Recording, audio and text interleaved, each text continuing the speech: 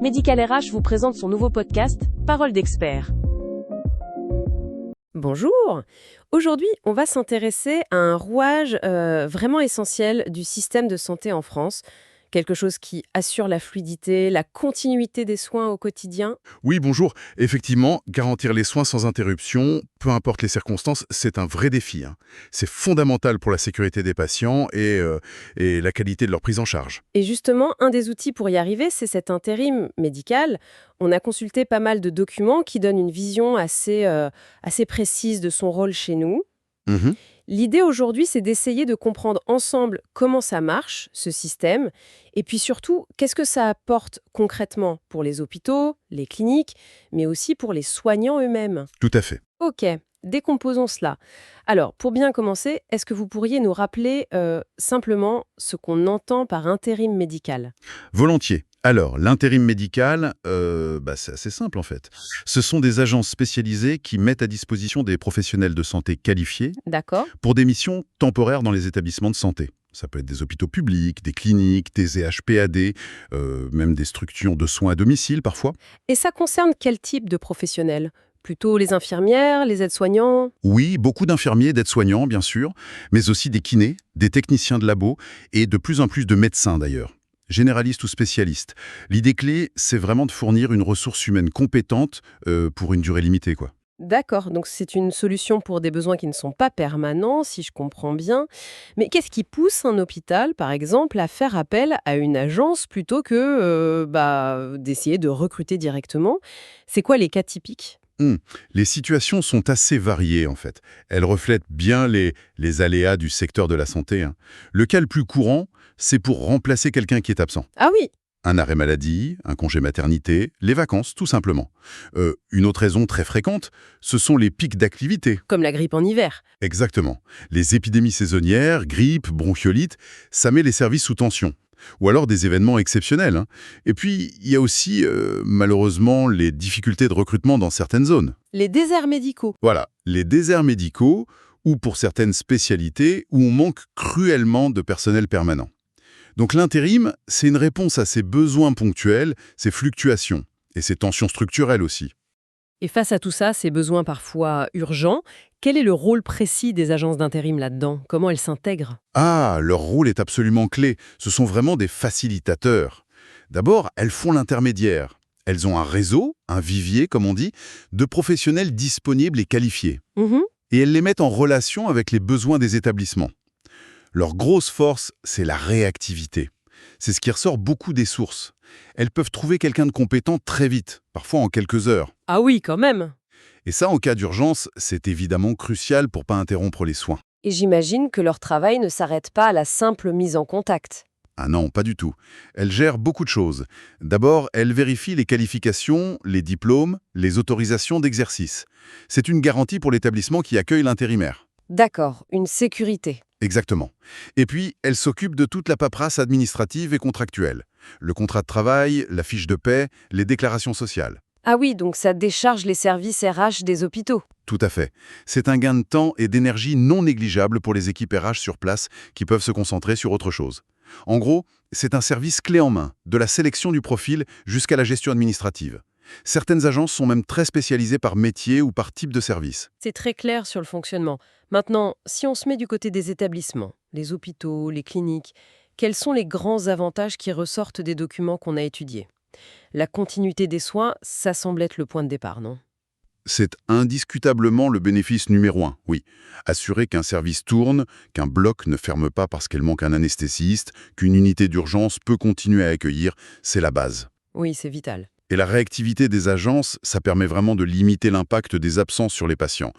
Les sources montrent bien que, sans cette solution, parfois il faudrait réduire le nombre de lits, voire fermer temporairement des services. Avec des conséquences potentiellement graves. Exactement, pour les patients, et puis ça surchargerait les autres structures. Donc oui, c'est directement lié à la qualité et à la sécurité des soins. Au-delà de ça, les sources insistent pas mal sur la flexibilité. Qu'est-ce que ça veut dire concrètement pour la gestion d'un établissement? Ce qui est fascinant ici, c'est que cette flexibilité, ce n'est plus juste un petit plus, quoi. Ça a l'air d'être devenu indispensable pour gérer les contraintes actuelles. Pour un directeur d'hôpital, un cadre de santé, pouvoir ajuster ses effectifs presque en temps réel selon les besoins, c'est un outil de gestion hyper puissant. Ça permet de gérer les variations d'activité, les fameux pics saisonniers dont on parlait, Oui. mais aussi l'ouverture d'une nouvelle unité pour quelques mois, ou un projet spécifique qui demande une compétence particulière. C'est une vraie souplesse. Et j'imagine que cette souplesse, elle a aussi un intérêt économique. Ah oui, absolument. Ça évite d'avoir des équipes permanentes surdimensionnées, juste pour être sûr de pouvoir faire face aux pics. Qui coûterait très cher le reste du temps. Voilà.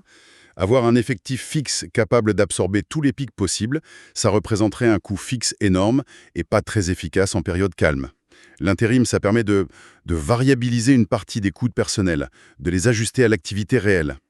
C'est une optimisation des ressources humaines et financières. Et vu le contexte budgétaire souvent serré des hôpitaux, Oui, c'est important. c'est loin d'être anodin. Vous parliez de contraintes actuelles. Comment l'intérim aide les établissements à faire face à ces tensions plus structurelles du système de santé? Le système de santé français, comme ailleurs en Europe, il fait face à de sacrés défis. Le vieillissement de la population d'abord. Ça augmente mécaniquement le besoin de soins, surtout pour les maladies chroniques. En même temps, les traitements sont de plus en plus complexes, ça demande des compétences plus pointues, plus de coordination. Et puis, on a toujours ces difficultés de recrutement dans certaines régions, pour certaines spécialités. Dans ce contexte assez tendu, l'intérim, ce n'est plus juste une roue de secours, c'est devenu un vrai mécanisme d'adaptation. Il donne la souplesse qu'il faut pour que les établissements continuent de fonctionner, malgré ces pressions. C'est une façon d'injecter de l'agilité dans des organisations qui sont, par nature, assez lourdes. Une sorte de soupape de sécurité, en quelque sorte? Oui, ou un amortisseur, si vous voulez. Et d'ailleurs, les sources indiquent que cette adaptation est de plus en plus aidée par la technologie. Des plateformes numériques qui facilitent la mise en relation entre les besoins et les disponibilités des intérimaires. D'accord. On voit bien l'intérêt pour les structures, mais alors, passons de l'autre côté du miroir persilin. Les professionnels de santé eux-mêmes, qu'est-ce qui les attire vers l'intérim, d'après ce qu'on a lu? C'est quoi les avantages pour eux? C'est une question tout aussi importante pour comprendre le phénomène, oui. Pour beaucoup de soignants, et ça touche toutes les générations, les jeunes comme les plus expérimentés, l'attrait numéro 1, c'est la liberté, l'autonomie. La liberté de choisir? Oui, la liberté de choisir ses missions. Où on va travailler, dans quel type de service, pour combien de temps. La liberté aussi de gérer son planning. On peut travailler à fond pendant un temps, puis faire une pause, s'occuper de sa famille, d'autres projets. Cette maîtrise de son parcours, c'est un moteur très puissant. Et au-delà de cette liberté de choix, on parle souvent de la diversité des expériences. C'est juste pour changer d'air ou c'est vu comme un vrai plus pour la carrière? Non, c'est clairement perçu comme un levier de développement professionnel. Le fait de changer souvent d'endroit, ça expose à plein de façons de faire différentes. D'autres protocoles, d'autres cultures d'équipe, d'autres types de patients. On apprend plus vite, peut-être? Exactement. Travailler dans un gros CHU, puis dans une petite clinique de campagne, puis on est HPAD. C'est jamais pareil. Ça permet d'acquérir vite de nouvelles compétences techniques, de devenir plus adaptable, de développer son esprit critique en comparant les approches. C'est une sorte de formation continue sur le terrain, extrêmement intense.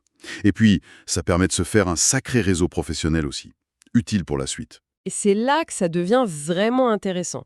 On entend beaucoup parler d'épuisement professionnel, de burn-out chez les soignants.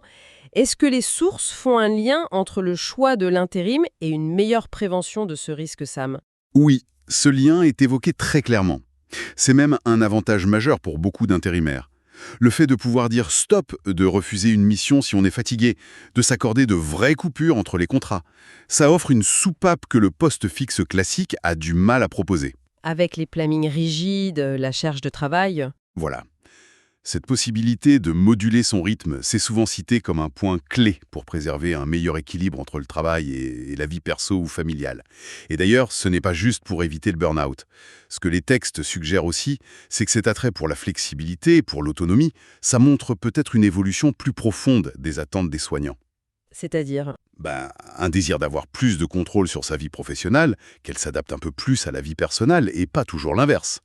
L'intérim répond à ça d'une certaine manière. Le modèle traditionnel du CDI a parfois du mal à intégrer cette demande, surtout chez les plus jeunes générations. Ça remet un peu en question l'idée d'une carrière unique et linéaire. Alors, si on essaye de rassembler tout ça, quelle image globale de l'intérim médical se dégage des documents qu'on a parcourus? L'image qui ressort, c'est celle d'une pièce qui est devenue Structurelle? même stratégique pour le système de santé français. Le terme de pilier essentiel qu'on trouve dans les sources, il n'est pas exagéré, je crois. Ça souligne vraiment un rôle de soutien fondamental. Basé sur quoi, principalement? La réactivité, la flexibilité. Oui. Oui, sur cette combinaison. La réactivité face à l'imprévu, la flexibilité pour s'adapter aux variations, aux contraintes, mais aussi une forme d'innovation dans la façon de gérer les ressources humaines médicales et paramédicales. Un pilier qui soutient donc à la fois les institutions. Et les personnes. C'est exactement ça. Il y a un double avantage très net. D'un côté, ça aide les établissements à assurer leur mission première, la continuité, la qualité des soins dans un environnement de plus en plus compliqué. Ça leur donne de l'air, de l'adaptabilité. Et de l'autre côté, ça offre aux professionnels une autre façon d'exercer leur métier, une façon qui valorise leur savoir-faire tout en leur donnant plus de contrôle sur leur carrière, leur rythme, leur équilibre de vie. C'est un système qui arrive à répondre à des besoins complémentaires en fait. Donc, c'est bien plus qu'un simple pansement ou une solution d'appoint, comme on l'entend parfois. C'est un élément qui contribue vraiment à la solidité, à l'adaptabilité de tout le système. C'est tout à fait la lecture qui ressort, oui. Que ce soit pour gérer une crise sanitaire imprévue, pour s'adapter aux changements démographiques ou pour répondre aux nouvelles attentes des soignants, l'intérim médical apporte une partie de la solution. Il met de la souplesse là où il en faut dans un système qui doit sans cesse évoluer. Ce n'est pas la solution miracle à tout, bien sûr, mais c'est décrit comme un contributeur important à la robustesse globale. Et est-ce que les sources disent un mot sur l'avenir de ce secteur intérim? Des évolutions à prévoir, peut-être avec les nouvelles technologies? Oui, c'est un point qui est mentionné, hein. Le secteur de l'intérim médical, il est en pleine transformation digitale, comme beaucoup d'autres. L'utilisation de plus en plus fréquente d'outils numériques, des plateformes web, des applis sur smartphone. Pour faciliter les choses? Exactement, pour fluidifier tout le processus, depuis la publication des offres de mission, la gestion des candidatures, la signature électronique des contrats, l'envoi des relevés d'heures, jusqu'au paiement. Le but, c'est de rendre tout ça plus rapide, plus simple, plus transparent. Moins de paperasse pour tout le monde, hein, établissements, agences et intérimaires. Et au-delà de l'efficacité purement administrative, est-ce que ça pourrait améliorer l'expérience de travail elle-même? Potentiellement, oui. Si on simplifie les tâches administratives qui prennent du temps, ça peut libérer les professionnels, réduire une source de stress. Et puis, on peut imaginer des outils plus pointus pour mieux faire correspondre les compétences des intérimaires avec les besoins très spécifiques d'une mission. Un meilleur matching, quoi. D'accord. Ça pourrait améliorer la satisfaction de tout le monde. Certaines plateformes réfléchissent même à des services en plus, comme de l'aide à la formation continue, ou des espaces pour créer une communauté entre intérimaires. Donc oui, c'est une tendance de fond qui vise à rendre l'intérim encore plus efficace et peut-être encore plus attractif. Alors, qu'est-ce que tout cela signifie? Si on devait vraiment résumer l'essentiel de notre discussion d'aujourd'hui. Mais l'intérim médical, ça apparaît vraiment comme une pièce maîtresse et une pièce dynamique du système de santé français. C'est loin d'être marginal. C'est un mécanisme structurel qui apporte de la flexibilité, de la réactivité. C'est crucial pour les établissements pour garantir les soins face à tous les défis. Et pour les soignants, hein? Et en même temps, pour les soignants, c'est une vraie façon d'exercer leur métier, qui leur offre liberté, diversité et un meilleur contrôle sur leur équilibre de vie. En bref, ça joue un rôle important dans la solidité, l'adaptabilité et même l'attractivité du secteur de la santé aujourd'hui. Une composante essentielle, donc. Et ça soulève une question intéressante pour l'avenir, non? Avec les pressions démographiques, budgétaires qui ne vont pas disparaître, comment l'équilibre entre le personnel fixe et les intérimaires pourrait ou devrait évoluer dans les prochaines années pour optimiser durablement notre système de santé? Ou alors, est-ce que cette flexibilité grandissante, portée notamment par l'intérim, est en train de changer en profondeur l'idée même qu'on se fait d'une carrière dans le soin pour les nouvelles générations? Est-ce que ça nous oblige à repenser les modèles d'emploi plus traditionnels? C'est une question absolument cruciale, oui. Ça touche au cœur de l'organisation future du travail dans la santé, au modèle de financement et aussi à l'attractivité de ces métiers. Trouver le bon équilibre entre la stabilité nécessaire et cette flexibilité qui est devenue indispensable, ce sera sans aucun doute un enjeu majeur pour les années à venir. Une réflexion qui ouvre pas mal de perspectives. Voilà qui conclut notre analyse approfondie d'aujourd'hui, basée sur les documents fournis. Nous espérons que ça vous aura éclairé.